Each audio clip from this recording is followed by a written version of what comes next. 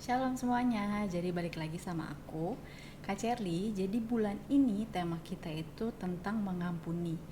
Nah, sebelum kita mulai sharing kita mau siapkan hati kita supaya kita bisa lebih fokus lagi ngedengerin sharingnya. Sebelumnya kita mau sama-sama bersatu dalam doa. Yuk kita bersatu dalam doa.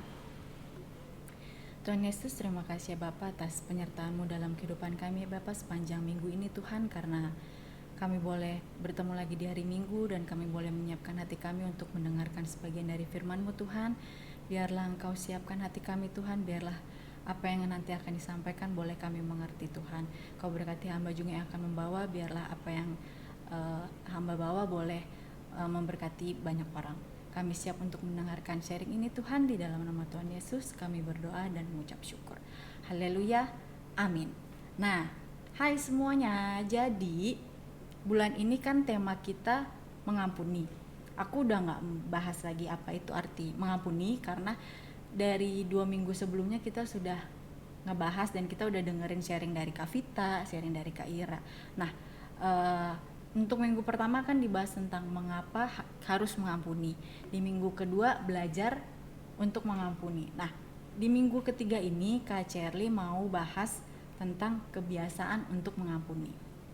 Nah, dalam sehari-hari kan pasti banyak tuh yang kita alami, berbagai macam kejadian yang bisa ngebuat kita semua tuh jadi ngerasa kesel, atau kita dibikin marah sama orang, atau kita dibikin gak nyaman. Ketika ada orang yang ngebuat kita kesel tuh pasti bawaannya kita jadi pengen marah-marah. Nah, terus kalau udah marah-marah tuh timbul rasa benci, terus ada timbul rasa dendam. Nah, sebagai manusia biasa itu wajar sih dirasain, karena itu manusiawi.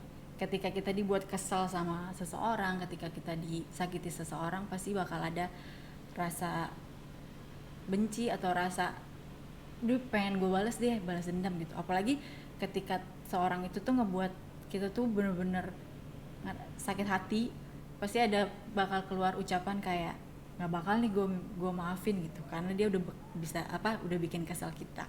Nah, apalagi ketika kita tuh dibuat kesal sama orang-orang yang dekat sama kita, orang-orang terdekat ya. Yang namanya mengampuni itu memang susah dan sulit untuk dilakukan.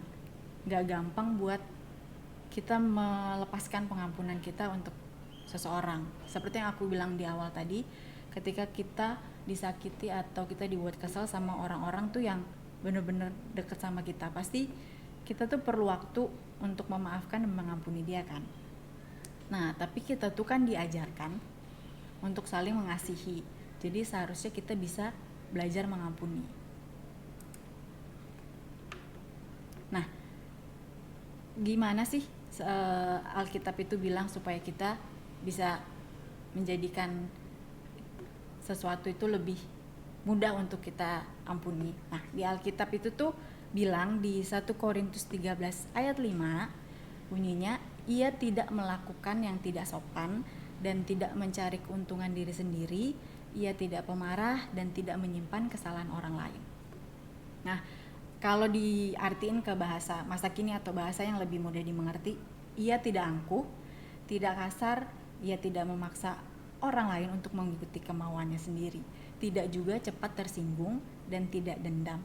Ia di sini yang dimaksud itu tuh kasih ya teman-teman. Jadi ketika ada seseorang yang menyinggung atau ngebuat kita kesal, yang pertama kita lakukan itu lebih dulu memaafkan atau mengampuni. Karena kalau kita udah duluan memaafkan atau kita udah duluan mengampuni mereka, rasa kesal atau rasa benci dan rasa dendam yang kita rasain itu tuh gak berdiam di pikiran kita.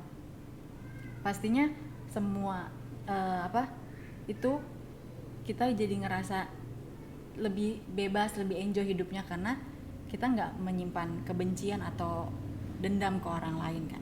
Nah, gimana sih biar kita tuh bisa hidup bebas dari rasa benci atau rasa kesal, amarah kita lah. Nah, coba kita mau sama-sama buka di Roma 5 ayat 5.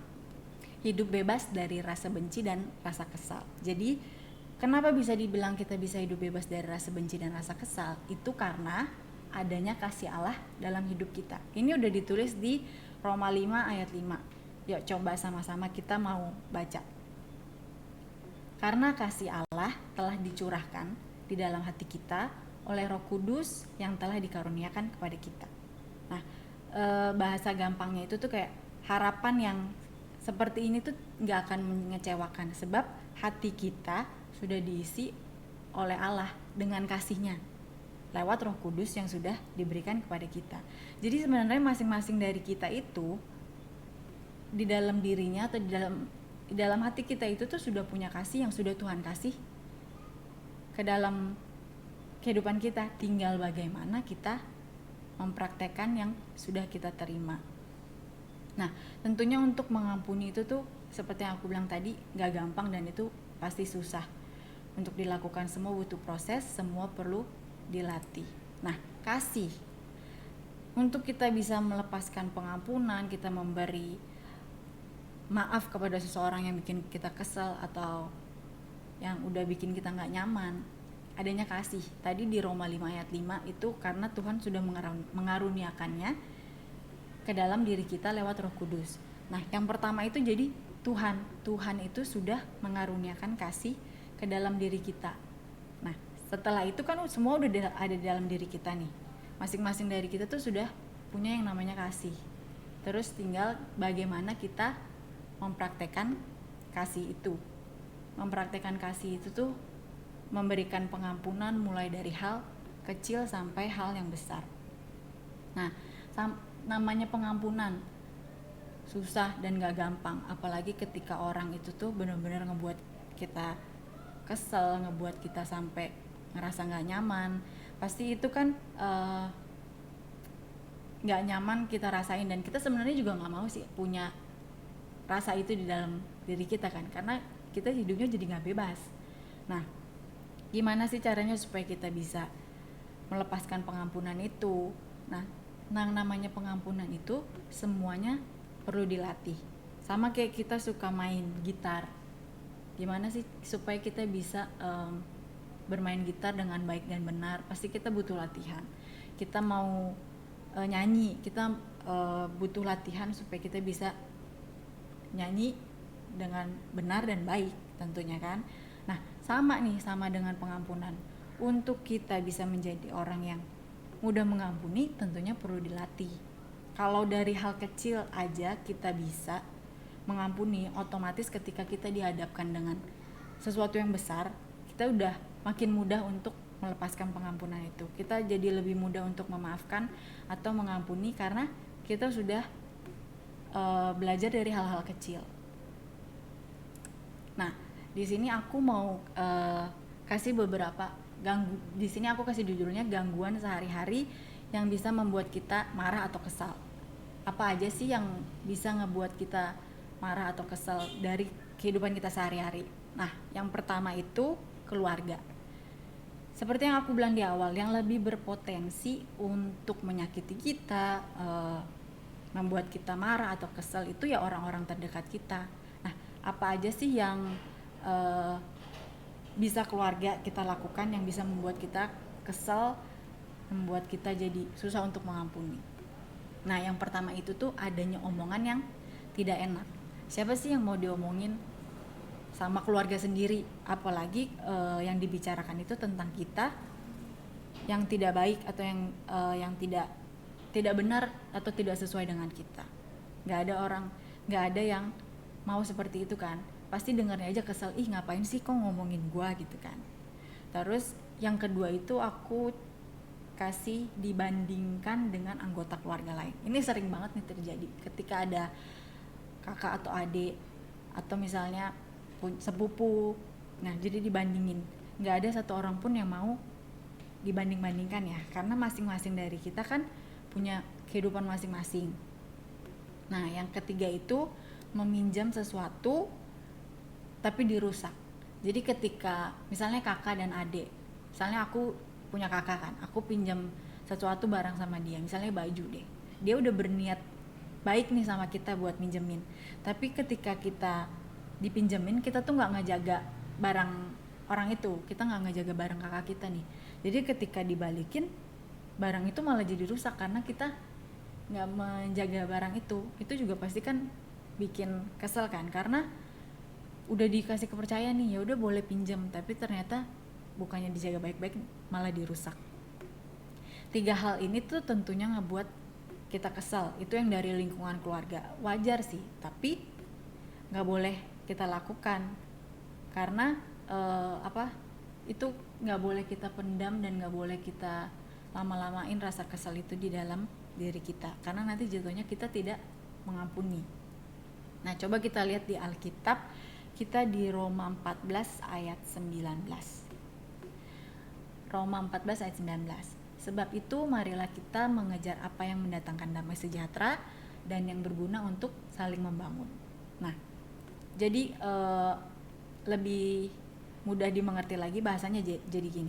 Jadi marilah kita berusaha dengan giat untuk melakukan yang mendatangkan damai, dan marilah kita berusaha untuk melakukan apa yang membangun iman kita masing-masing. Jadi kita tuh diajarkan untuk fokus ke diri kita aja dan lakukan segala sesuatu yang mendatangkan damai sejahtera. Jangan menjadikan kesel atau rasa marah itu tuh di tengah-tengah keluarga kita itu jadi sesuatu yang tidak membangun. Nah, yang kedua itu aku kasih tetangga. Gangguan sehari-hari yang bisa ngebuat kita kesal juga datangnya bisa dari tetangga. Kenapa sih aku masukin tetangga? Karena tetangga itu juga termasuk orang yang deket kan dengan kita, karena masih satu lingkungan dengan tempat tinggal kita. Nah, apa sih yang bisa dilakukan tetangga yang bisa ngebuat kita kesel? Nah, yang pertama itu aku tulis menyalakan musik dengan kencang. Jadi ketika tetangga kita nyalain lagu kenceng-kenceng, siapa yang gak kesel kan dengarnya? Karena itu pasti cukup mengganggu kita, apalagi ketika kita sedang melakukan aktivitas kita di rumah. Tentunya itu sangat membuat kebisingan. Terus kedua itu punya anjing yang berisik. Sama kan, sama-sama membuat kebisingan. Ketika anjing itu gonggong-gonggong, apalagi kalau tengah malam kan cukup mengganggu ketika kita butuh istirahat. Terus yang ketiga itu membuang sampah di depan rumah. Itu juga pasti ngebikin kita kesel banget kan. Maksudnya ya kan ada tempat sampah gitu, kenapa harus buang di depan rumah kita? Sama kalau buat orang tua kalian mungkin yang ada mobil pasti ngerasa kalau ada yang parkir sembarangan. Ada tetangga kita lagi kedatangan tamu nih, tapi malah parkirnya di depan rumah kita. Nah, ada kesempatan kita buat marah dan kesel nggak? Ada, itu sangat ada, tentu ada. Tapi ada pilihan juga nih buat kita. Kita mau marah atau ya udah kita belajar untuk mengampuni. Kita memilih untuk mengampuni. Mungkin sebelum kita mengampuni boleh kita menegur atau kita kasih tahu ke tetangga dengan baik tanpa ada rasa marah. Karena ditulis di Matius 19 ayat 19, kasihilah sesamamu seperti dirimu sendiri.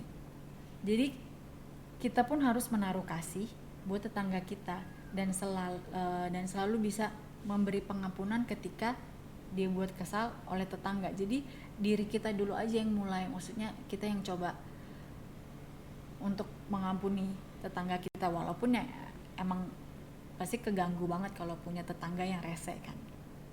Nah, yang ketiga itu teman. Lo kok teman sih?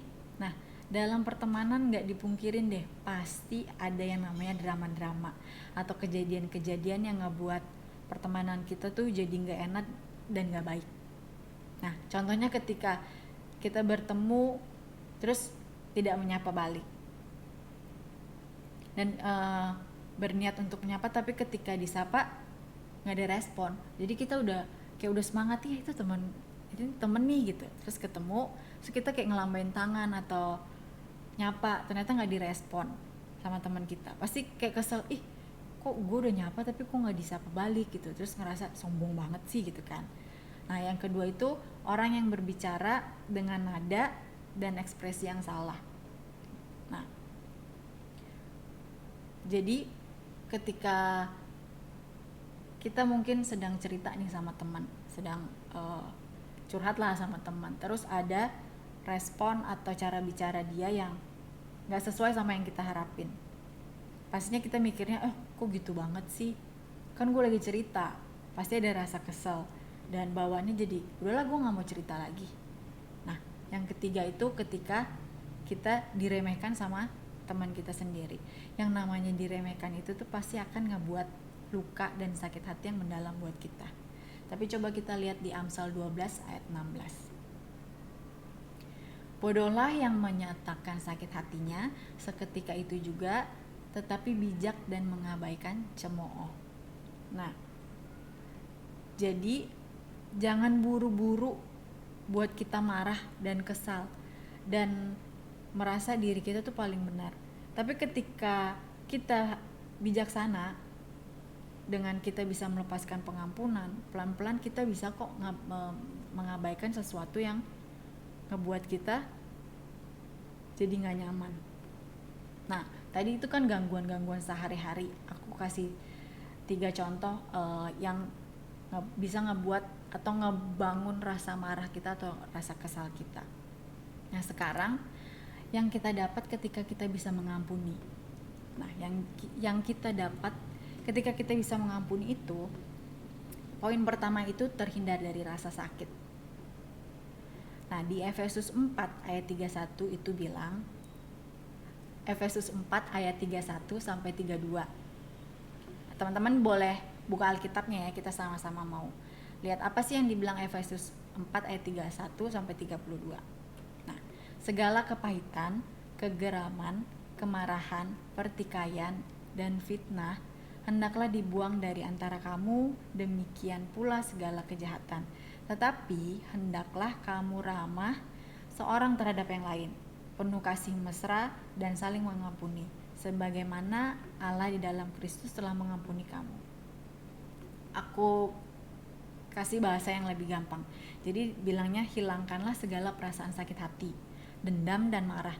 Jangan lagi berteriak-teriak dan maki-maki. Jangan lagi ada perasaan benci atau perasaan lain semacam itu. Sebaiknya hendaklah kalian baik hati dan berbelas kasihan seorang terhadap yang lain dan saling mengampuni. Sama seperti Allah kita mengampuni kalian melalui Kristus. Jadi gak ada yang akan nyaman ketika hidup itu tuh penuh rasa sakit, penuh dengan hidup kepahitan, kesal sama orang. Itu pasti gak bakal nyaman juga. Nah, yang kedua itu menaati perintah Tuhan. Kalau yang kedua ini udah jelas ya teman-teman.